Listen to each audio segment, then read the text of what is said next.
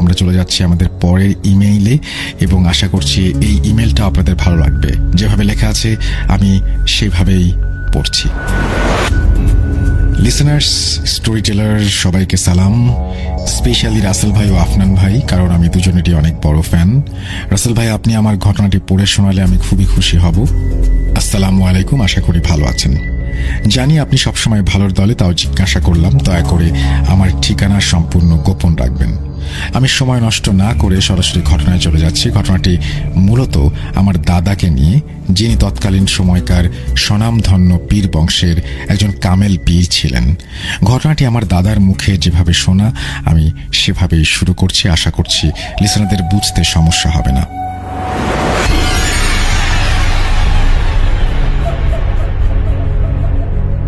ঘটনার সময়কাল 1970-এর মাঝামাঝি দিকে। আমাদের গ্রামটা তখন অত্যন্ত অজপাড়া গা। আমার বয়স তখন এই ধরুন 16 কি 18।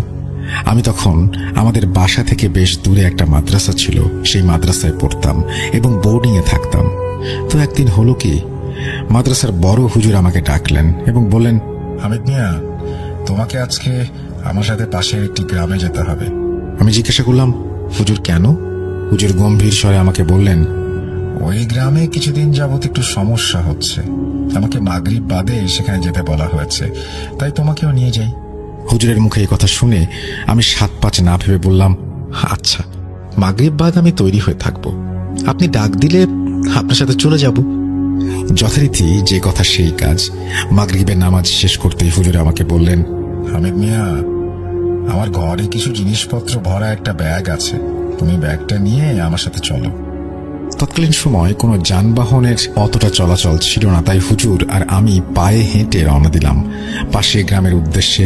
আমাদের যাত্রা পথে যাওয়ার সময় কোনো সমস্যা হয়নি যদিও, কিন্তু ওখানে পৌঁছানোর পর যা দেখলাম তা দেখার জন্য আমি মোটেও প্রস্তুত ছিলাম না। আমি মূলত যেই বাড়ির উদ্দেশ্যে ওইখানে যাই, ওইখানে পৌঁছানোর পর দেখি সেই বাড়ির উঠোনে 3টা লাশ শোয়ানো আছে। শুধু লাশের গায়ে একটি করে চাদর দিয়ে রাখা। আশেপাশের মানুষ একটু দূরে দাঁড়িয়ে আছে। হুজুর এরকম অবস্থা দেখে ওই লাশের পরিবারদের জিজ্ঞাসা করলেন, কি হয়েছে, আর লাশকে এই অবস্থায় রেখেছ কেন? এদের গোসল করানো হয়নি? মূলত আমরা সেখানে যাই লাশের জানাজা এবং কিছু অশরীরীর ঘটনার মীমাংসা করতে। হুজুর পরিবারের একজনকে বললেন, লাশের মুখ থেকে চাদর সরাও, আমি এদেরকে একটু দেখতে চাই। কিন্তু কেউ সাহস করে এগিয়ে আসেনি। তখন আমাকে হুজুর বলল, হামিদ মিয়া, এই লাশের উপর থেকে চাদর সরিয়ে একটু দেখাও। হুজুরের কথা মতো আমি চাদরটা সরাই, কিন্তু চাদরটি সরিয়ে আমি আমার জীবনের সব থেকে ভয়াবহ জিনিসটি দেখি, আর তা হলো লাশটি মাথার সাইড থেকে পুরো অর্ধেক পর্যন্ত মনে হয় কেউ চাপাতি দিয়ে কুপিয়ে আলাদা করে ফেলেছে। কিন্তু না, পরে 2টি লাশের ওপর থেকে চাদর সরানোর পর দেখি একটি লাশের ঘাড়ের ওপর থেকে পুরো শরীরের অর্ধেক নেই। মনে হচ্ছে কেউ তাদেরকে টেনে ছিঁড়ে আলাদা করে ফেলেছে। এই দেখে আমি সহ্য করতে পারি না, সাথে সাথে বমি করে দেই। তা দেখে হুজুর আমাকে বলল, হামিদ মিয়া, তুমি ঠিক আছো? আমি অভয় দিয়ে বলি, হ্যাঁ ঠিক আছে। এরপর যথারীতি গ্রামের কিছু সাহসী লোক দিয়ে লাশের গোসল ও জানাজা দিয়ে দাফন করে দেওয়া হয়। এরপর পরিবারের কাছে হুজুর জিজ্ঞাসা করলেন এই সব ঘটল কিভাবে। পরিবারের একজন বয়োজ্যেষ্ঠ কষ্টভরা মুখ করে বললেন, এরা 3 জন আমার ছেলে। এরা প্রতিদিন কুমার নদীতে নৌকায় মাছের খোঁজে দূরে দূরে যেত। হঠাৎ একদিন তারা 3 ভাই মিলে কাঠের তৈরি অদ্ভুত একটা বাক্স বাসায় নিয়ে আসে। তারপর তারা সেই বাক্সটা খোলার জন্য অনেক চেষ্টা করে, কিন্তু পারেনি। গত 5 দিন আগে অনেক চেষ্টার পর ওই বাক্স ভাঙতে সফল হয়েছে। বাক্স ভাঙার পর থেকেই তারা কেমন যেন শুরু করেছিল।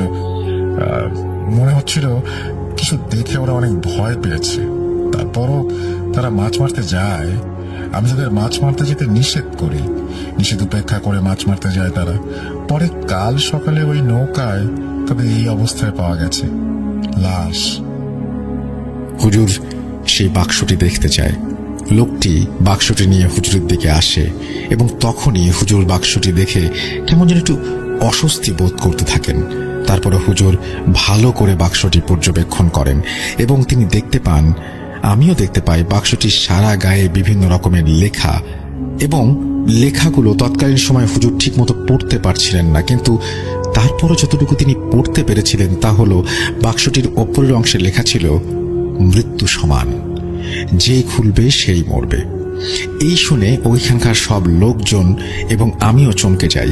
সাথে সাথে হুজুর বাক্সটি আগুনে পুড়িয়ে ফেলতে চান, কিন্তু দুঃখের বিষয় হলো বাক্সটি আগুনে পোড়ানো যাচ্ছিল না। সব বুঝে শুনে হুজুর বলেন, এই বাক্সটি আমার সাথে নিয়ে যাব এবং কাল সন্ধ্যায় আমি এর ফলাফল জানাবো যে বাক্সটি আসলে ধ্বংস করতে পারা যাবে কিনা। এরপর আমরা ওখান থেকে বাড়ির দিকে রওনা দেই, মাদ্রাসার দিকে চলে আসি। বাড়িতে আসার সময় আমাদের কিছু টুকটাক সমস্যার ভিতর পড়তে হয়, যেমন জোরে জোরে গাছে ঝাঁকি দেওয়া, পেছন থেকে বিভিন্ন পশু পাখির কণ্ঠ শুনতে পাওয়া, মেয়েলি কান্নার আওয়াজ শোনা। তারপরে হুজুর সাথে ছিলেন দেখে মনে সাহস ছিল। আমাদের মাদ্রাসায় পৌঁছাতে তখন প্রায় রাত 1টা। মাদ্রাসায় আসার পর হুজুর তার নিজের কাছে থাকা কিছু জিনের মাধ্যমে জানতে পারে যে এই বাক্সটি প্রায় 250 থেকে 350 বছরের পুরনো বাক্স। এটা বিভিন্ন যুদ্ধে এ ধরনের অস্ত্র হিসেবে নিক্ষেপ করা হতো এবং নিক্ষেপের সময় অস্ত্র ভেঙে যেত এবং ওই অস্ত্রের থেকে 8 থেকে 10 জন বন্দী থাকা জিন আশেপাশে প্রায় সব মানুষকে নৃশংসভাবে হত্যা করত এবং পুনরায় সেই অস্ত্রের ভেতর মানে বাক্সের ভেতর চলে যেত এবং বাক্সটি পুনরায় আগের মতো হয়ে যেত। এই কাজে এই বাক্স তৈরি করা হতো এবং তারা আরো বলে এই বাক্স তৈরি হয়েছিল সুলাইমান আলাইহিস সালামের আমলে। তারা বলেন এরকম বাক্স পৃথিবীতে প্রায় 95 থেকে 96টি আছে। কালের বিবর্তনে এই বাক্সের ধরন ও আকার পাল্টিয়েছে। হুজুর তখন বলেন এই বাক্স ধ্বংস করা যায় কিভাবে? তখন সেই জিনগুলো হুজুরকে জানায় এই বাক্স কোনোদিন ধ্বংস করা যায়নি কিংবা যেত না, তাই তারা এই বাক্সগুলো বিভিন্ন জায়গায় মাটি খুঁড়ে কিংবা বিভিন্ন গোপন স্থলে লুকিয়ে রাখে। তারা এও জানান এই বাক্স প্রথম তৈরি করেছিলেন সুলাইমান আলাইহিস সালাম তার সৈন্যদের রক্ষা করার জন্য। তারপর থেকে ওই বাক্স বড় হুজুর গোপনে কোথাও লুকিয়ে রাখে এবং 3 জনকে সেটা পাহারা দিতে বলে, যাতে কেউ কোনোদিন আর ওই বাক্সের সন্ধান না পায়। আমার দাদা সহ আমাদের এই পীর বংশের বিভিন্ন লোকের মুখে শোনা আজও সেই বাক্স আমাদের বংশের কারো না কারো কাছে লুকানো আছে। আমার ফ্যামিলি মেম্বারদের সাথে অনেক ধরনের ঘটনা ঘটেছে, সেগুলো আমি একে একে পাঠাবো এই বলে তিনি তার ঘটনা শেষ করেছেন। Thank you so much. আপনি লিখেছেন, আপনার নাম ঠিকানা বলতে মানা করেছেন, আমি বললাম না, আমি দেখতে পাচ্ছি আপনার নামটি, এবং অনেক ধন্যবাদ আপনাকে এরকম চমৎকার একটা স্টোরি আমাদেরকে আবারও উপহার দেওয়ার জন্য। আমরা চলে যাব আমাদের পরবর্তী ঘটনায় এবং আশা করছি যে পুরোটা সময় আমাদের সঙ্গে থাকবেন। যেভাবে লেখা আছে আমি সেভাবেই পড়ছি। আসসালামু আলাইকুম রাসেল ভাই, কেমন আছেন জিজ্ঞেস করবো না, কারণ আমি জানি আপনি সবসময় ভালোর দলে। আমি ফাহাদ, লিখছি সিলেট থেকে। স্টুডিওতে এসে ঘটনা বলা আমার পক্ষে সম্ভব নয়, তাই আমি ঘটনাটি ভালো লাগলে পড়ে শোনানোর অনুরোধ করছি। আমি ক্লাস 5 থেকে ভূত FM শুনে আসছি। মধ্যখানে বেশ কিছু সময় আপনার শো বন্ধ ছিল। সেই সময় ইউটিউব থেকে আপনার আগের এপিসোডগুলো ডাউনলোড করে শুনতাম। বেশ কিছুদিন ধরে ভাবছিলাম একটা ঘটনা পাঠাবো, তবে সুন্দরভাবে গুছিয়ে লিখতে না পারার কারণে পাঠাতে পারছিলাম না। শেষমেশ ঘটনাটি লিখে পাঠানোর সিদ্ধান্ত নিলাম। অগোছালো লেখার জন্য শুরুতেই ক্ষমা চেয়ে নিচ্ছি। আজকে যে ঘটনাটি বলবো সেটা আমার ফুপুর সাথে ঘটেছিল। অনেক আগে একবার ফুপু এই ঘটনাটি আমাকে বলেছিলেন। সে সময় আমি এত গুরুত্ব দিয়ে শুনিনি, তাই সেদিন ফুপুর সাথে আমার যখন দেখা হয় তখন ঘটনাটি তার কাছ থেকে আমি শুনে নিই। আমার ফুপুর হাজবেন্ড ছিলেন অত্যন্ত সাহসী মানুষ। উনি প্রায় রাতেই মাছ ধরতে যেতেন। আমাদের আঞ্চলিক ভাষায় যাকে বলা হয় আলো শিকার। সাধারণত আলো শিকার করতে 2টি জিনিসের প্রয়োজন হয়, টর্চ লাইট এবং বর্ষা। ওনাদের বাড়ির সাথে ছিল অসংখ্য মাঠ এবং খাল আর বিল। যখন বর্ষাকাল আসতো তখন পানি, খাল, বিল সব জায়গায় জমা হয়ে যেত। সেখানে অসংখ্য মাছ পাওয়া যেত। মূল ঘটনায় যাওয়ার আগে কিছু বর্ণনা দেই। ওনাদের একতলা বিশিষ্ট একটি দালান ঘরটির সাথে একটি কাঁচা রাস্তা এবং কাঁচা রাস্তার সাথেই মেইন রোড। কাঁচা রাস্তার শুরুতেই এবং মেইন রোডের সাথেই একটি কবরস্থান। কবরস্থানের পাশেই গাছগাছালিতে ঘেরা এবং পাশেই বড় একটি বাঁশ ঝাড় এবং এর কিছু দূরেই ফুপুদের বাসা, আর সাথে কয়েকটা বাড়ি রয়েছে এবং এর পরে আরো অনেক খালি মাঠ রয়েছে। ফুফা যখন রাতে আলো শিকার করতেন প্রায়ই ওনার সাথে অদ্ভুত ঘটনা ঘটত। যেমন একদিন ওনার পাশের এক খালে উনি গিয়েছিলেন শিকারে। উনি দেখতে পেলেন সেই খালে অসংখ্য মাছ। মাছগুলো সাধারণ মাছের চাইতে অনেক বড় এবং মাছগুলো দেখতে অদ্ভুত ছিল। ফুফা বুঝতে পারলেন যে এগুলো মাছ নয়। উনি ভয় না পেয়ে বিভিন্ন দোয়া দুরুদ পড়ে সেখান থেকে চলে আসেন। আরেকদিন উনি আলো শিকার করে বাড়ি ফিরছিলেন। প্রথমেই বলেছিলাম ওনাদের কাঁচা রাস্তার সাথে একটি কবরস্থান এবং একটি বড় বাঁশঝাড় রয়েছে। যখন বাঁশঝাড়ের কাছে এলেন তখন তিনি দেখতে পেলেন পুরো বাঁশঝাড়টি ওনার ওপরে পড়ে যাচ্ছে। উনি সাথে সাথে বাঁশঝাড়ের জায়গা অতিক্রম করেন এবং দোয়া দুরুদ পড়তে শুরু করলেন এবং সেখান থেকে চলে এলেন। যেহেতু উনি অনেক সাহসী ছিলেন তাই উনি ভয় পাননি। বলা যায় গভীর রাতে কেউ একা রাস্তা দিয়ে হেঁটে আসলে কোনো জিন বাঁশঝাড়ে ফেলে মানুষকে ভয় দেখাতে চায়। যদি কেউ ভয় পেয়ে যায় তাহলে সে অসুস্থ হয়ে পড়বে। এর কিছুদিন পরে ফুফা একদিন আলো শিকারে যান। সেদিন ওনার টর্চ লাইট সমস্যা করছিল। হঠাৎ উনি দেখতে পান ওনার সামনে কয়েকটা কুকুর আসছে। এত রাতে কুকুর কোথা থেকে আসবে উনি বুঝতে পারছিলেন না। তারপরও উনি বিষয়টা স্বাভাবিকভাবে নিলেন এবং সামনে এগোতে লাগলেন। কিন্তু কুকুরগুলো সামনে আসতেই উনি দেখতে পেলেন কুকুরগুলোর চোখ লাল, শরীরের রং কালো। ওনার দিকে কুকুরগুলো খুবই রাগান্বিত দৃষ্টিতে তাকিয়ে আছে। উনি কিছুটা ভয় পেয়েছিলেন, তবুও উনি বিভিন্ন দোয়া দুরুদ পড়তে শুরু করলেন। সেই কুকুরগুলোকে অতিক্রম করে চলে আসলেন। উনি আর পেছনে ফিরে তাকাননি। প্রায় ওনার সাথে এরকম অস্বাভাবিক ঘটনা ঘটে। এবার সে মূল ঘটনায়। আমার ফুপুর একটা মেয়ে আছে, এখনো 40 দিন পেরোয়নি। ফুফা রাত্রে আলো শিকারে যেতে চাইলেন। ওনার মা ছিলেন ধার্মিক মানুষ। ওনার মা ফুপাকে বাধা দিয়ে বললেন, এত মাছের প্রয়োজন নেই, তোর ঘরে এখন একটা মেয়ে রয়েছে, 40 দিনও হয়নি, তুই ঘরে থাক, তোর মেয়ের সাথে থাক, এত রাতে মাছ ধরার দরকার কি? ফুফা এই কথাগুলো শুনে হেসে উড়িয়ে দিলেন এবং আলো শিকারে বের হয়ে পড়লেন। সেদিন উনি বেশ কিছুক্ষণ আলো শিকার করার পর মাছ পেলেন না, তাই বাড়ি চলে এলেন। উনি রাস্তা দিয়ে একাই হেঁটে আসছিলেন। ওনার কাছে মনে হচ্ছিল যে ওনার পেছন পেছন কেউ যেন হেঁটে আসছে। উনি পেছনে ফিরে তাকালেন কিন্তু কিছুই দেখতে পেলেন না। বেশ কয়েকবার ওনার সাথে এরকম ঘটনা হয় এবং অবশেষে উনি বাড়ি চলে আসেন। বাড়িতে আসার পর ফুপু এসে গেট খুলে দেন। উনি রুমে ঢুকেই বাথরুমে গিয়ে হাত পা ধুয়ে আসেন। ততক্ষণে ওনার মেয়ে ঘুমিয়ে পড়েছে। ফুপু ওনার জন্য খাবার এনে দেয়। খাবার খাওয়া দাওয়া শেষ করে ওনারা টুকটাক কথা বলছিলেন আস্তে ধীরে, যাতে ওনাদের মেয়ে ঘুম থেকে না ওঠে। বেশি কথা না বলে ফুপা ঘুমানোর জন্য বিছানায় যান। ততক্ষণে ফুপু থালা বাসন পরিষ্কার করছিলেন। হঠাৎ শুনতে পেলেন ওনাদের দরজায় কেউ আঘাত করছে। ঠক ঠক ঠক ঠক ঠক।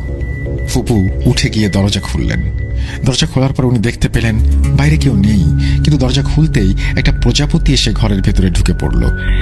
কে এসেছে দেখার জন্য চাচা তাকিয়েছিলেন, কিন্তু কাউকেই দেখতে পেলেন না এবং উনি আর কিছু না ভেবে শুয়ে পড়লেন।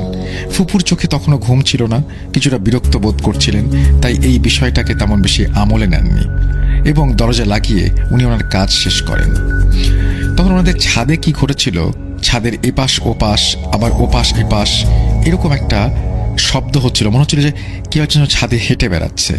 ফুফা রেগে গিয়ে বললেন, এই কে রে, এত রাত্রে ছাদে কে হাঁটছে? উঠে আসবো নাকি যাবি? এরপর শব্দটা বন্ধ হয়ে যায়।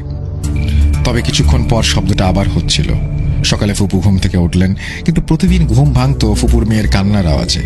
কিন্তু আজ উনি ঘুম থেকে উঠে দেখেন সকাল 8টা বাজছে। ওনার মেয়ে গভীর ঘুমে। উনি ভাবলেন এই ফাঁকে সকালের কিছু কাজ সেরে নেই। উনি যাবতীয় কাজ শেষ করলেন এবং দেখলেন ওনাদের মেয়ে তখনও গভীর ঘুমে। এর কিছুক্ষণ পর ফুফা ঘুম থেকে উঠলেন, মুখ ধুলেন। এরপর ফুপাকে জানালেন যে ওনাদের মেয়েটা এখনো ঘুমিয়ে, প্রতিদিন এত আগে উঠে আজ উঠছে না। আমার ফুপা ওনার মেয়ের কাছে গেলেন এবং মেয়েকে ঘুম থেকে জাগানোর চেষ্টা করলেন, কিন্তু ওনার মেয়ে একদম চুপচাপ শুয়ে আছে। ফুপা মেয়েকে কোলে নিলেন এবং কোলে নিয়ে বুঝতে পারলেন মেয়ে শ্বাস নিচ্ছে না। ফুপু ততক্ষণে কেঁদে ফেলেছেন এবং মেয়েকে ওনার কোলে নিয়ে নাম ধরে ডাকতে শুরু করেছেন। এরপরে বাড়িতে ডাক্তার আনা হলো। ডাক্তার এসে ফুপুকে জানালো যে বাচ্চাটি মারা গিয়েছে। ফুপুর কান্নায় বাড়ি প্রকৃতি সব নিস্তব্ধ হয়ে গিয়েছে। একদম সুস্থ সবল একটা বাচ্চা, তার এইরকম পরিণতি কিভাবে সম্ভব? তার মৃত্যুতে সবাই কষ্ট পেয়েছে, কেউই মেনে নিতে পারছে না এই মৃত্যুটা। বিয়ের মৃত্যুর বেশ কিছুদিন হয়ে গেছে।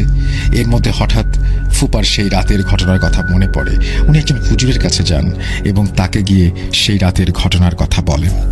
হুজুর হুজুর ফুপাকে বলেন উনি অনেক রাত করে বাড়ি ফিরেছিলেন, তাই কিছু হয়তো ওনার পেছন পেছন এসেছিল এবং সেটা প্রজাপতি রূপে তাদের ঘরে প্রবেশ করে। এরপর ফুপা বুঝতে পারলেন যে তার নিজের ভুলেই তিনি মেয়েটিকে হারিয়েছেন। এই বিষয়টা উনি ওনার মায়ের থেকে প্রথমে গোপন রাখেন, কিন্তু কিছুদিন পর উনি বিষয়টা জেনে যান। কিন্তু উনি ফুপুকে কিছু বলেননি, বলে আর কোনো লাভ নেই, যা হবার হয়ে গিয়েছে। এরপর কখনো ফুপা আর আলো শিকারে বের হননি। এই ছিল আমার ঘটনা। ভালো লাগলে শেয়ার করবেন, পড়ে শোনাবেন। লেখায় অনিচ্ছাকৃত ভুলের জন্য দুঃখিত।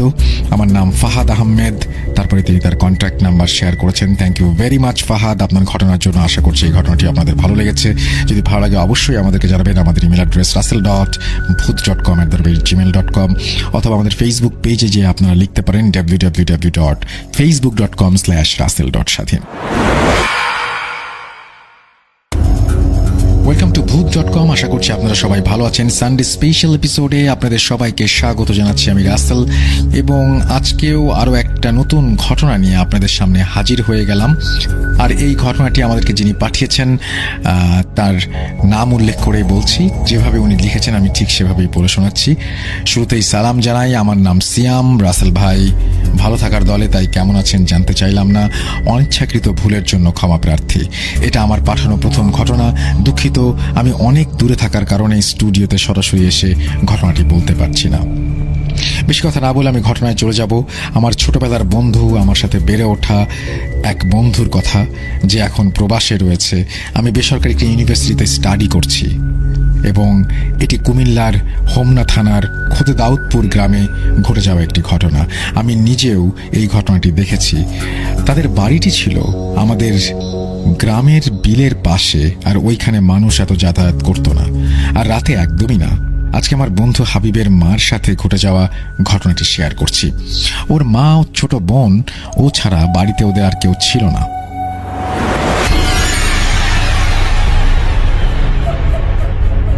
হাবিব প্রায় খেয়াল করতো রাতে ওর মা হুটহাট ওদের বাসা থেকে বের হয়ে যেত, কিন্তু সে তেমন সাহস পেত না মার পিছু নেবার।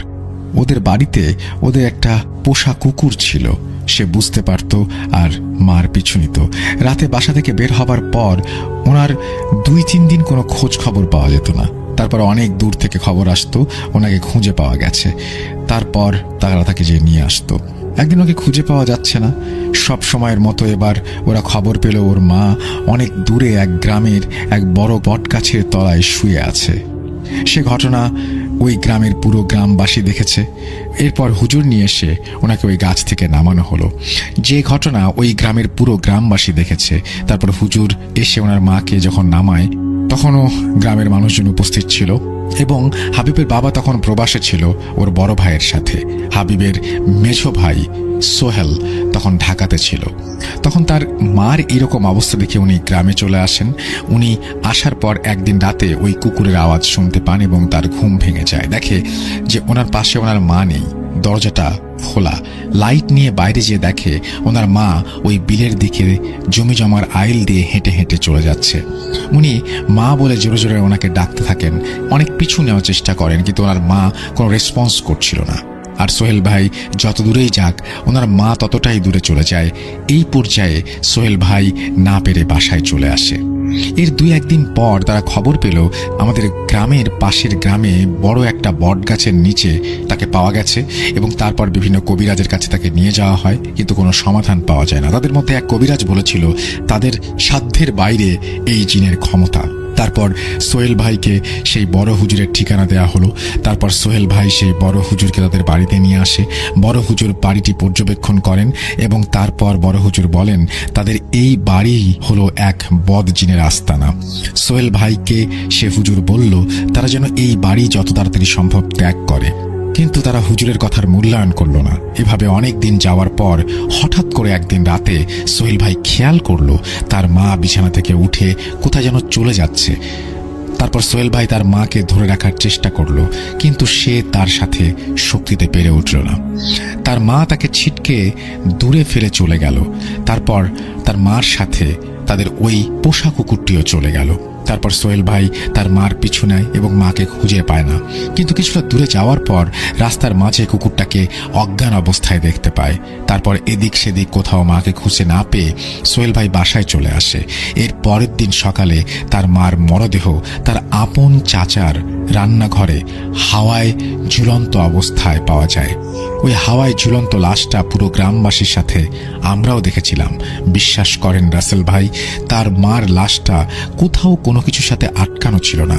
ফাঁসি দিলে যেভাবে ঝুলে থাকে ঠিক সেভাবেই লাশটা ঝুলতে থাকে। তারপর লাশটা মাটি থেকে 4-5 ইঞ্চি ওপরে ছিল, কোনো রকম দড়ি বা কোনো কিছুর সাথে আটকানো ছিল না। এক কথায় লাশটা হাওয়ায় ঝুলছিল। পুরো গ্রামবাসী এটা দেখেছে। থানা থেকে পুলিশ এসে লাশটাকে মাটিতে নামায়। তারপর আমাদের গ্রামের কয়েকটা মসজিদের ইমাম সাহেব এসে কোরআন তেলাওয়াত করে লাশটি মাটিতে নামায়। তারপর পুলিশ ময়না তদন্ত করে, কিন্তু কি কারণে মৃত্যু হয়েছে তা সে সম্পর্কে জানা যায় না। তারপর লাশটিকে গোসল দেওয়ার পর জানাজা পড়ে কবরস্থানে নিয়ে যাওয়া হয়। লাশটি এতটাই ভারী হয়েছিল যে কেউ লাশটিকে কবরস্থান পর্যন্ত নিয়ে যেতে পারছিল না। তারপর হুজুররা কোনো রকমের দোয়া কালাম পড়ে লাশটির কবরস্থান পর্যন্ত নিয়ে যেতে সক্ষম হয়। তারপর লাশটিকে কবরে দেওয়ার সময় অনেক বাধা পেরোতে হয়। লাশটিকে মাটি দেওয়ার সময় মাটি বারবার সরে যাচ্ছিল, যা হুজুর দোয়া পড়ে অনেক বাধার পর মাটি দিতে পেরেছিলেন। আর তার মৃত্যুর পরে তাদের বাসায় তার মার উপস্থিতি টের পেত। এই ঘটনার আরও 2টি পার্ট আছে, যা পরবর্তীতে পাঠাবো। ইনশাল্লাহ পাঠাবেন এবং আপনার ঘটনার অপেক্ষায় থাকলাম। চলুন শুরুতেই চলে যায় আফনান ভাইয়ের কাছে। প্রিয় লিসেনার্স, আসসালামু আলাইকুম। আমি আফনান, আশা করি সবাই ভালো আছেন, সুস্থ আছেন। এই ঘটনাটি আমাকে পাঠিয়েছেন একজন রেমিটেন্স যোদ্ধা ভাই। ওনার নাম সৈকত খান। ওনার বাড়ি মাদারীপুর জেলার ডাসার উপজেলার পাথরিয়ার পাড় গ্রামে। উনি বর্তমানে সৌদি আরবে রয়েছেন। উনি যে ঘটনাটি পাঠিয়েছেন, এই ঘটনাটি উনি শুনেছিলেন 2018 সালের দিকে। ওনার কাকা, যার নাম জয়নাল হোসেন খান, তার কাছ থেকে এই ঘটনাটি শুনেছিলেন। তো ওই সময় মানে এই 2018 সালের দিকে যখন বিদ্যুৎ চলে যেত গ্রামে, বিশেষ করে সন্ধ্যার পর, তখন আশেপাশের বাড়ির যে বাচ্চা কাচ্চারা, এই বাচ্চা কাচ্চাগুলো চলে আসতো কাকার কাছে। কাকাও বাচ্চা কাচ্চাদেরকে খুব ভালোবাসতেন। কাকার কিন্তু ওই সময় অনেক বয়স হয়ে গিয়েছিল। বাচ্চা কাচ্চারা এসে কি করতো, কাকার হাত পা মেসেজ করে দিত আর বলতো যে কাকা, কেউ বলতো কাকা, কেউ বলতো দাদু, গল্প শোনাও না, গল্প শোনাও না। কাকাও মজার মজার সমস্ত গল্প শোনাতেন। বাচ্চাদের কাছে এই গল্পগুলো খুবই ভালো লাগতো। মাঝে মাঝে উনি ভূতের গল্প বলতেন। তো এমনই একটি ভূতের ঘটনা উনি শেয়ার করেন। আর এই ঘটনাটি মূলত এই সৈকত ভাই শুনেছিলেন তার মুখে 2018 সালের দিকে। তবে ঘটনাটি কিন্তু ঘটেছিল 1965 সালের দিকে। কাকার নিজের সাথেই ঘটে যাওয়া ঘটনা। তো ওই সময় কাকা পাকিস্তান সেনাবাহিনীতে চাকরি করতেন। সেনাবাহিনীর যারা বাবুর্চি রয়েছেন, উনি এই কাজটা করতেন। উনি ছুটিতে বাড়িতে এসেছেন। তখন ওনার স্ত্রী 3 কি 4 মাসের অন্তঃসত্ত্বা। কাকার মনে আছে ওই বারটা ছিল সোমবার। তো বাড়িতে আসার পর কোনো এক কারণে কাকির সাথে খুব ঝগড়াঝাটি হয়। কাকি কি করেছেন, রাগ করে ওই দিনই বাবার বাড়িতে চলে গেছেন। বলে রাখা ভালো, এই যে সৈকত খান ভাইদের বাড়ি হচ্ছে পাথরিয়ার পাড়, আর ওই কাকির যে বাবার বাড়ি সেই গ্রামের নাম হচ্ছে মাইজপাড়া। মধ্যবর্তী দূরত্ব 5 কি 6 কিলোমিটার। তো কাকা দিনের বেলাতে এই বিষয়টা নিয়ে আর মাথা ঘামান নাই। তো সন্ধ্যার দিকে গোয়ালে গরু বেঁধে রেখে বাজারের দিকে যাওয়া শুরু করছেন। তখন ওনার বাবা, মানে কাকার বাবা, মানে দাদু, উনি কাকাকে ডাক দিয়ে বলছেন যে, এ জয়নাল, বউয়ের সাথে যে ঝগড়া করলি, মেয়েটা যে গেল, এই অবস্থায় যে একা একা গেল, কাজটা কি ঠিক হইলো? তুই আটকাতে পারলি না? যা বৌমারে নিয়ে আয়, আর দেখ ঠিকঠাক মতো বাড়িতে পৌঁছাতে পারলো কিনা। এতক্ষণে তো তোর একবার খোঁজ খবর নেওয়া উচিত ছিল। তুই এতক্ষণ বাড়িতে বসে থাকলি কেন? কাকা বলছেন যে এই যে গোয়ালে গরু টরু তো বাঁধবো, তারপর চিন্তা করছি যাবো, এরকম কথা বলছেন। তো দাদুর বকাবকি খেয়ে তাড়াতাড়ি করে চাচিকে আনার জন্য উনি রওনা দিয়েছেন। উনি মোটামুটি যখন রওনা দিয়েছেন, মানে বাসা থেকে বের হয়েছেন, তখন এশার আজান দিয়ে দিয়েছে। তো উনি এশার নামাজটা পড়ে কিছু ফলমূল কিনে রওনা দিয়েছেন। তখন বৃষ্টির সময়, চারদিকে পানি থই থই করছে। ইটের রাস্তা ধরে এগোতে থাকেন উনি। আর ওনার কাছে বিড়ি ছিল আর একটা ম্যাচ বক্স ছিল আর কি। তো যাওয়ার পথে দেলোয়ার নামের একজন ব্যক্তির সাথে তার দেখা হয়। এই দেলোয়ার নামক ব্যক্তিটা উনি ভেসাল দিয়ে মাছ ধরতেন। ভেসাল হচ্ছে বাঁশ এবং জাল দিয়ে তৈরি এক বড় ধরনের মাছ ধরার জাল, যেটা সাধারণত প্রবাহমান পানির উপরে এটা পাতা থাকে। বাঁশ গেড়ে গেড়ে এই জালটা বাঁধা হয়। মাছ যখন আগাতে থাকে, কোন একটা পর্যায়ে ওই বাঁশের এক মাথায় যদি চাপ দেওয়া হয়, অন্য মাথা উপর দিকে উঠে যায়, তখন এর ভেতরে থাকা মাছগুলো আটকে যায়। তো এভাবেই ভেসাল দিয়ে কিন্তু মাছ ধরা হয়, যেটা এখনো কিন্তু কিছু কিছু জায়গায় দেখা যায়। অনেকটা যদিও কমে গেছে, তবে এখনো কিন্তু এটা রয়েছে গ্রাম এলাকায়। ভেসাল দিয়ে মাছ ধরার যে পদ্ধতি, সেটা এখনো মাঝে মাঝে দেখা যায় আর কি। তো উনি এভাবেই মাছ ধরতেন, মানে ওই দেলাওয়ার কাকা উনি এভাবে মাছ ধরতেন। তো উনি তো মাছ ধরার জন্য বসে আছেন। এদিকে রাস্তা দিয়ে যখন যাচ্ছেন জয়নাল কাকা, তো জয়নাল কাকা যাওয়ার সময় দেলোয়ার কাকাকে দেখে জয়নাল কাকা বলছেন যে কেমন আছেন? তখন দেলোয়ার কাকা উত্তর দেন, এই কে রে? তখন জয়নাল কাকা বলছেন যে আমি জয়নাল। তখন দেলোয়ার কাকা বলছেন যে তো বাবা, এই সময় তুমি কই যাও? কাকা উত্তর দিয়েছেন যে শ্বশুর বাড়ি। দেলোয়ার কাকা আবার বলছেন যে সময় পেলে না বেটা, এই রাত্রেই তোমার শ্বশুর বাড়িতে যাইতে হবে। যাই হোক, সাবধানে যাও আর তাড়াতাড়ি যাও। জয়নাল কাকা তখন ঠিকঠাক ভাবে শ্বশুর বাড়িতে পৌঁছেও গেলেন, গিয়ে খাওয়া দাওয়া শেষ করলেন। তো কাকা দেখলেন যে কাকি ঠিকঠাক মতো পৌঁছেছেন, কাকার উপর খুব রাগ। তো একটা পর্যায়ে তার রাগ ভাঙিয়ে বাড়িতে নিয়ে আসবেন, ওই রাত্রেই নিয়ে আসবেন। তখন তার শ্বশুর বাড়ির লোকজন বলছে যে তোমার কি মাথা খারাপ হয়েছে নাকি জামাই? তুমি এই রাতের বেলা নিজে যাচ্ছ, এই গর্ভবতী মেয়েটাকে নিয়ে এই রাতের বেলা তুমি যাবা, এটা কি ঠিক হবে? তুমি যাও, ওকে সকালবেলা আমরা পৌঁছে দিয়ে আসবো, এত রাতের বেলা ওকে নিয়ে যাওয়ার দরকার নাই। তো ওনাকে থাকার কথা বলছিলেন, কিন্তু কাকা থাকতে চান না। কেন থাকতে চান না? কাকা বলেছেন যে গোয়ালে তো গরু বাঁধা, গরু চোরের পরিমাণটা বেড়ে গেছে। আমি যদি রাতের বেলা বাড়িতে না যাই, গরু টরু চুরি হয়ে যেতে পারে। এই জন্য আমাকে যাইতেই হবে, কোনোভাবেই রাত্রেবেলা এখানে থাকা যাবে না। এখন কাকিকেও এই অবস্থায় নিয়ে আসা সম্ভব হচ্ছে না, কি আর করা। কাকাকে যখন নিষেধ করা হলো, কাকা শুনবেনই না। গরু চোরের কথা বলে উনি রওনা দিয়ে দেন। কাকাও কিন্তু খুব সাহসী একজন মানুষ, যেহেতু সেনাবাহিনীতে চাকরি করতেন, ভয়টর একটু কমই তার। তো উনি যখন রওনা দিয়েছেন, তখন রাত 11টার মতো বাজে আর কি। 1965 সালে রাত 11টা মানে কিন্তু অনেক রাত, বুঝতেই পারছেন প্রিয় লিসেনার্স। তো উনি 1 কি 1.5 কিলোমিটার রাস্তা এসেছেন, তখন শ্বশুরবাড়ির লোকজন কিন্তু তাকে 1-1.5 কিলোমিটার রাস্তা এগিয়ে দিয়েছেন। এরপর কাকা আস্তে আস্তে খালের পাশের ইটের রাস্তা ধরে বাড়ির দিকে এগোতে থাকেন। ওই সময় কাকা অনুভব করেন কি যেন তার পেছন পেছন আসছে। কাকা পেছন দিকে তাকিয়ে দেখেন, না, কিছুই নাই। কাকার কিন্তু একটা টর্চ লাইট ছিল, ওই সময় ব্যাটারি যে টর্চ লাইট গুলো ছিল সেগুলো ছিল, তবে ব্যাটারির চার্জও অনেকটাই কমে এসেছে, যার কারণে লাইটের আলোও কমে এসেছে। উনি আবার হাঁটা শুরু করেছেন বাড়ির দিকে। আবার শব্দ পায় যে পেছনে কে যেন হাঁটছে।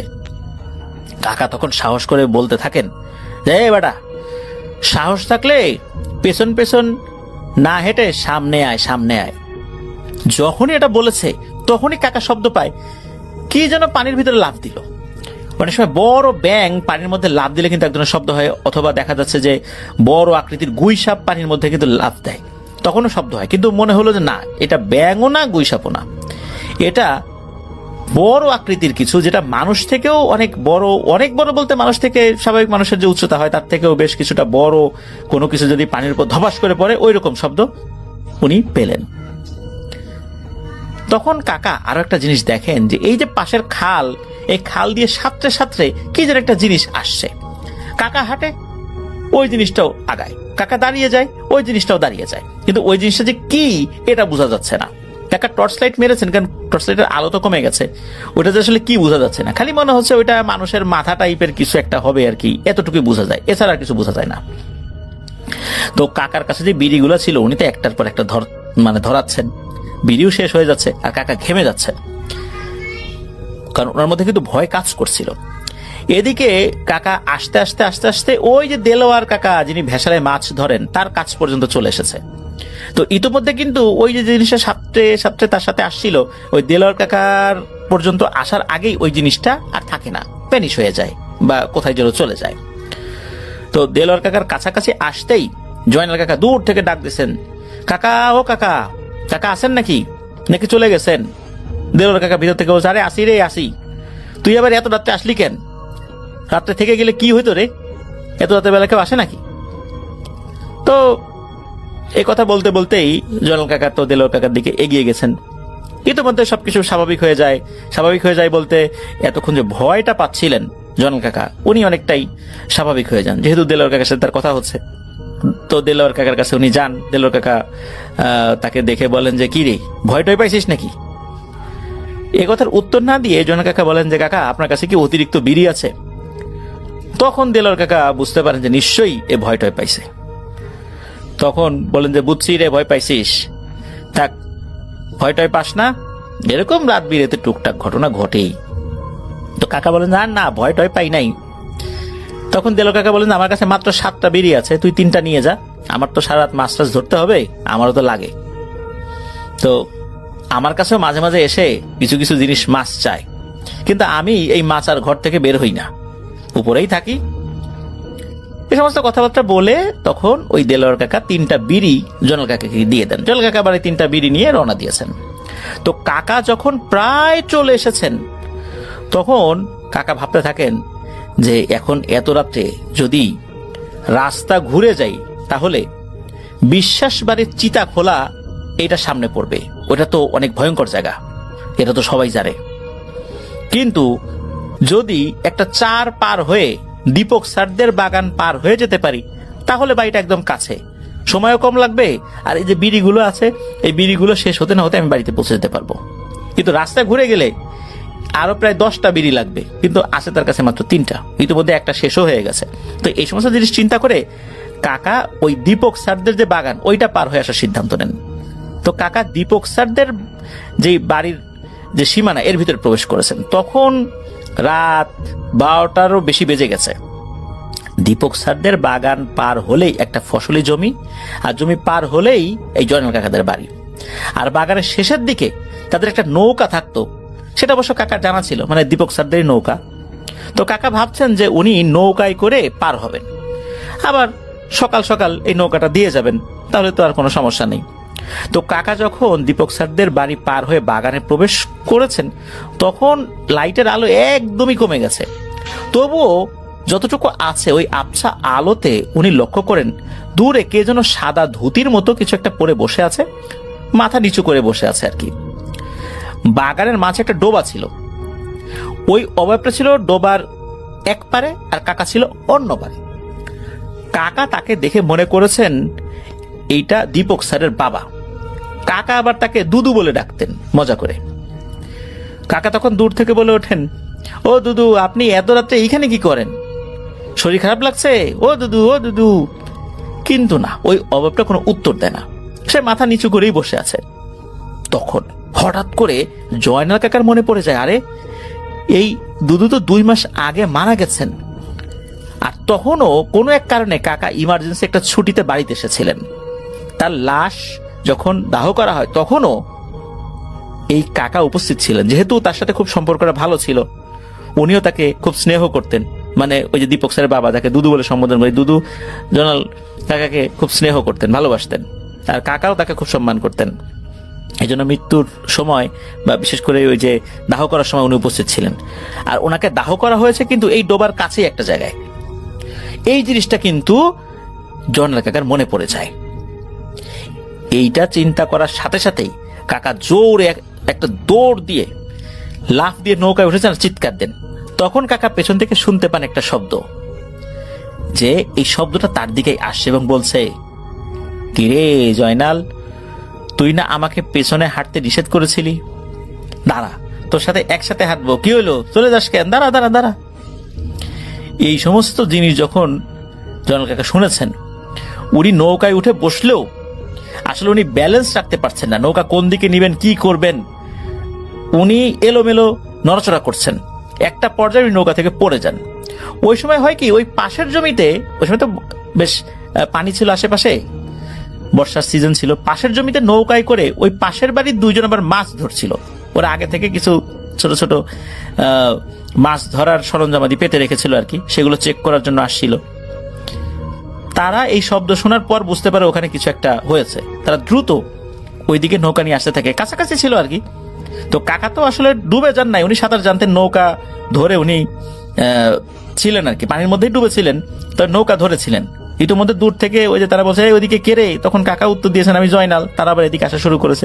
তারা এসে দ্রুত জয়নাল কাকাকে উদ্ধার করেন, উদ্ধার করে তাকে বাড়িতে পৌঁছে দেন। এই ঘটনার মোটামুটি 2-3 দিন, মানে এই ঘটনার পর 2-3 দিন কাকার জ্বর ছিল। এরপর পানি পড়া এবং ঝাড়ফুঁক, আল্লাহর রহমতে কাকা সুস্থ হয়ে যান। তো এই ঘটনাটাই 2018 সালে এই জয়নাল কাকা সৈকত খান ভাই সহ ওখানে আরো যারা ছিলেন ছোট ছোট বাচ্চারা, তাদেরকে বলেছিলেন। Welcome back. আপনাদের সবাইকে স্বাগত জানাই আমি রাসেল। আশা করছি আপনারা সবাই ভালো আছেন, ভালোর তলে আছেন। আমিও ভালো আছি আর ভালোর তলে আছি। চলে যাব একটি ঘটনায়, যদি ভালো লাগে সাথে থাকবেন। আসসালামু আলাইকুম রহমতুল্লাহ। রাসেল ভাই, আমি হাবিব নারায়ণগঞ্জ বন্দর থেকে বলছি। রাসেল ভাই, আমি ভূত এফএম এর প্রায় দীর্ঘদিন যাবৎ ভূত এফএম শুনতেছিলাম। ঘটনাটা আজ থেকে প্রায় 8-9 বছর আগের কথা। আমাদের বন্দরের চৌধুরী বাড়ি একটা এলাকা আছে, সেখানে কাজীবাড়ি পাশেই, কাজীবাড়ি একটা স্কুল, মসজিদ এবং একটা পুকুর আছে। তো আমার ছোট ফুপির বাসা সেখানে হওয়ায় আমরা মাঝে মধ্যে গেলে, আমার এক ফুফাতো ভাই আছে, আমরা একসাথে ওইখানে বসতাম, গল্প করতাম। এটা আমাদের অভ্যাস ছিল। তো একদিন রাত, খুব বেশি নয়, প্রায় 9টা কি 9:30টার দিকে আমরা ওইখানে, একটা মসজিদ আছে, মসজিদের ঠিক দক্ষিণ যে পাশটা, সেখানে একটা ফুলের বাগান, সেই এলাকাটাতে ফুলের চাষ হয় প্রচুর। তো ফুলের বাগান আছে, ফুলের বাগানের ঠিক পরেই বিশাল এক বিল। বিল পার হয়ে অনেক দূরে, মোটামুটি অন্য একটা এলাকা। তো সেখানে বিলে নামার জন্য যে রাস্তা, ওই ফুলের বাগান পেরিয়ে, সেই জায়গাটা আসলে মানে অত একটা মানে ভালো পরিবেশ না, মানে অনেকটা এরকম যে একপাশে একটা চালতা গাছ বলা হয় আমাদের এখানে, চালতা গাছ, আর একটা পাশে হচ্ছে রাস্তার আরেক পাশে হচ্ছে পরিত্যক্ত একটা বাথরুম, সাথে একটা পরিত্যক্ত পুকুর। তো সাধারণত ওই জায়গাটার মধ্যে মানুষের যাতায়াতটা খুবই কম থাকে। তো আমরা ওই দিকটায় বসেছিলাম, আমি এবং আমার ফুফাতো ভাই। তো এই সময় দেখলাম একটা লোক আসলো। লোকটা অত লম্বা না, খাটো করে মধ্যবয়সী একটা লোক। তো সে মানে বলতে গেলে এক ধরনের ভীত সন্ত্রস্ত অবস্থা এবং মানে একটা উদ্ভট পরিস্থিতির মধ্যে সে আমাদের কাছে সাহায্য চাইলো, যে মানে কোনো একটা কিছু তাকে আক্রমণ করেছে, এরকম একটা বিষয়। তখন আমরা যখন মোবাইলের লাইট অন করলাম, অন করে দেখলাম যে লোকটার শরীরের মধ্যে প্রায় বলতে গেলে কাঁধের দিক থেকে হাতের কবজি পর্যন্ত এবং বুকের দিকের এই অংশগুলোতে প্রায় বলতে গেলে মানে খুবই এক ধরনের হিংস্র কোনো প্রাণী যদি খামচে দেয়, ওই ধরনের অবস্থা। লোকটার শরীর দিয়ে অনেকটা বলতে গেলে রক্ত পড়ছিল। তখন আমরা তাকে জিজ্ঞেস করলাম যে কি ব্যাপার ভাই, কি হয়েছে, আপনি কোথা থেকে আসলেন, আর এই অবস্থা কেন আপনার? তখন ওই লোকটা আমাদেরকে তার ঘটনাটা বিস্তারিত বললো এবং সাথে সাথে আমরা ওই জায়গাটায় গেলাম, আরো 2-1 লোক নিয়ে, লাইট টাইট নিয়ে আমরা ওই জায়গাটায় গেলাম। তো তার কথা এবং ওইখানকার পরিবেশ পরিস্থিতিটা আমরা দেখলাম যে আসলেই সামঞ্জস্যপূর্ণ বা একই রকম। তো যেই ঘটনাটা তার সাথে হয়েছিল সেটা হচ্ছে বিকাল দিকে তার 2টা বন্ধু আসে, ওই অপর বিলের অপর পাশে যে গ্রাম, ওই দিক থেকে 2টা বন্ধু তার কাছে আসে তার এলাকায়, এবং সে বিকালে বন্ধুদের সাথে আড্ডা দিতে দিতে বলতে গেলে এক ধরনের বন্ধুদের সাথে হাঁটতে হাঁটতে বন্ধুদের গ্রামের ওইদিকে চলে যায়। তো সন্ধ্যা হয়ে যায়, সন্ধ্যা হয়ে প্রায় রাত্র এসে পড়ে এবং ওই সময় সে বন্ধুদের থেকে বিদায় নিয়ে সে বলে যে তো আমি তো আমার গ্রামে যাব। তো বন্ধুরা বলে যে যেতে পারবি? তো সে বলে যে হ্যাঁ, সমস্যা নেই, কারণ তার মাঝে মধ্যে ওই দিকটায় চলাচল করার এরকম অভ্যাস ছিল। তো সে যখন মোটামুটি বিল পার হয়ে এই ফুল বাগানের কাছাকাছি আসে, এখানে ডালিয়া ফুলের একটা বাগান ছিল। তো সে ডালিয়া ফুলের বাগানের অপর পাশ দিয়ে, মানে একটা পাশ দিয়ে আসতেছিল, অপর পাশের জায়গাটার মধ্যেই ছিল হচ্ছে ওই পরিত্যক্ত পুকুর বা চালতা গাছ বা পরিত্যক্ত বাথরুম, এই ধরনের যে জায়গাটা। তো সে যখন এদিকে আসে, সে লক্ষ্য করে চাঁদের আলোতে যে ওইখানে পুকুরের পাড়ে একটা লোক বসা, মানুষের মতোই অবয়ব একটা লোক বসা, পিছন দিক দিয়ে লোকটা বসা। তো তখন সে মনে করে যে হয়তো তার পরিচিত পরিজন কেউ হয়তো একা একা বা তার কোনো বন্ধু এখানে বসে আছে। তখন সে চিন্তা করে বন্ধুর সাথে একটা সিগারেট খাওয়া যায়। সে ডাক দে, দূর থেকে ডাক দে যে কে এখানে বসে আছেন। তো কোনো কথা টথা আসে না। তো সে কয়েকবার যখন ডাক দে, খুব জোরে জোরে সে ডাকাডাকি করে, এই কে, কথা শুনতে পাচ্ছেন না, পরিচয় দেন। তখন ওইখানে বসে থাকা ওই অবয়বটা অনেকটা তার দিকে, মানে বডিটা স্বাভাবিক রেখে মাথাটা ঘুরে তার দিকে তাকায়। যখন তার দিকে তাকায়, সে চাঁদের আলোতে যেটা দেখতে পায় যে খুবই বিকট এবং খুবই ভয়ঙ্কর একটা মানে অবয়ব, একটা ফেস, যেটা সে তার জীবনে কখনো সে দেখেনি এবং যেটা যেরকমটা সে কখনো কল্পনাও করেনি।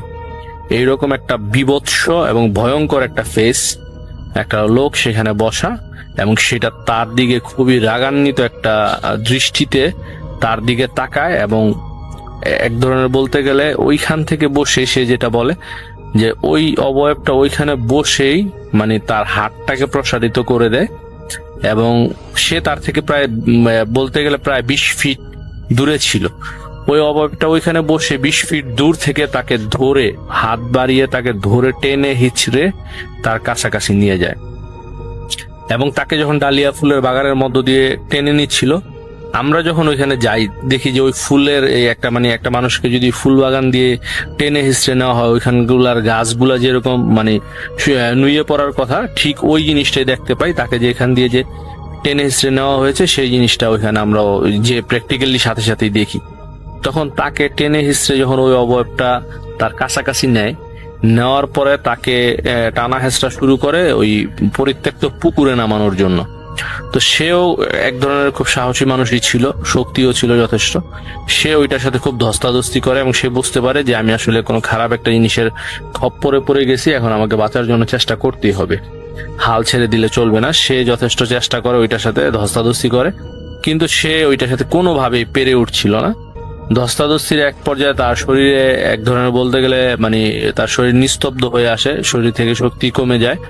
তখন একেবারে শেষ মুহূর্তে যে ছিল পুকুর পাড়ের যে জমির যে আইল থাকে, এই আইলের মধ্যে সে ধরে আটকে থাকে আর পা ধরে ওইটা তাকে পানিতে নামানোর জন্য, হয়তো এখানে মেরে ফেলার জন্য এইভাবে নামানোর চেষ্টা করে। তখন তার ভিতরে একটা মানে খেয়াল আসে যে আসলে আমি তো এটার সাথে শক্তিতে কোনোভাবে পারতেছি না। তখন তার ভিতরে এই খেয়ালটা আসে যে আসলে আমি তার সাথে শক্তিতে পারবো না। তখন তার মনে আসে যে দোয়া দুরুদ গুলা আছে আমাদের, সে সূরা ইখলাস, সূরা ফাতিহা এগুলা পড়তে থাকে। মনের মধ্যে যেই দোয়াগুলো আসতেছিল সেগুলাই সে জোরে জোরে পড়তে থাকে। এবং সে বলে যে যখন সে দোয়া পড়তে থাকে, একটা পর্যায়ে ওই জিনিসটা তাকে ছেড়ে দেয় এবং সে দেখে ওইটা তাকে ছেড়ে দিয়ে তার থেকে একটু দূরে অবস্থান করে। তখন সে জোরে দোয়া পড়তে থাকে এবং দেখে যে সেই জিনিসটা আস্তে আস্তে তার থেকে মানে বলতে গেলে মানে অনেকটা লাফ দিয়ে মানে এক একটা লাফ অনেকটা এরকম যে কয়েকশো ফিট, এক লাফে সে কয়েকশো ফিট জায়গা অতিক্রম করে। এইভাবে তার থেকে ওইটা দূরে চলে যায় এবং সে ওইখান থেকে ফিরে আসে এবং আসার পথে আমাদের সাথে সাক্ষাৎ হয় এবং আমরা ওইখানে যাই। যাওয়ার পর যেটা দেখি যে ওইখানে যে জমির ফুলের যে জমিটা আছে ওইটার চারদিকের যে বাঁশ দিয়ে আপনার বাউন্ডারি গুলো ওই জায়গায় ভাঙা এবং ডালিয়া ফুলগুলা একটা জায়গায় তাকে যে টেনে হিঁচড়ে আনা হয়েছে সেইটাও ওইখানে ওইভাবে নুয়ে পড়েছে এবং মাটির মধ্যে অনেক খামচির যে দাগগুলা তার শরীরে এবং মাটির মধ্যে অনেক খামচির যে দাগগুলা একদম স্পষ্ট ওইভাবে ছিল। ওই অবস্থায় আমরা প্রায় 3-4 জন ওইখানে যাই এবং জিনিসগুলা দেখি। এবং এই ছিল রাসেল ভাই আমার আজকের ঘটনা।